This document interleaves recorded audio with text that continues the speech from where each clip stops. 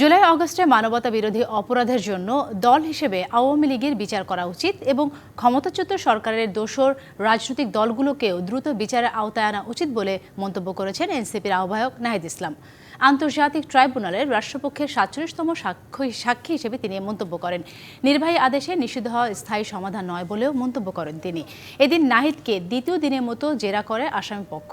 জেরা শেষের মধ্য দিয়ে শেষ হয় সাক্ষ্য গ্রহণের আনুষ্ঠানিকতা।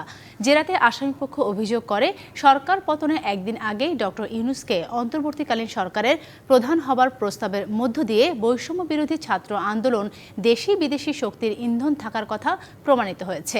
এদিকে চিফ প্রসিকিউটর তাজুল ইসলাম বলেন, ব্যক্তির বিরুদ্ধে ট্রাইব্যুনালে যেসব তথ্য প্রমাণ এসেছে সেই বিচারে দল হিসেবে আওয়ামী লীগ ও তার সহযোগী দলের বিচারের সুযোগ রয়েছে।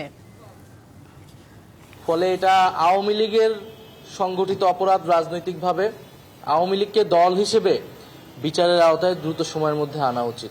দল হিসেবে সেই সময়ের ক্ষমতাসীন যে দল ছিল আওয়ামী লীগ, তার সহযোগী সংগঠন হিসেবে যুবলীগ, ছাত্রলীগ, স্বেচ্ছাসেবক লীগ, 14 দল, তাদের সম্পৃক্ততার অকাট্য প্রমাণ কিন্তু আদালতে আসছে। এই ব্যাপারে যথাসময়ে সিদ্ধান্ত গ্রহণ করা হবে।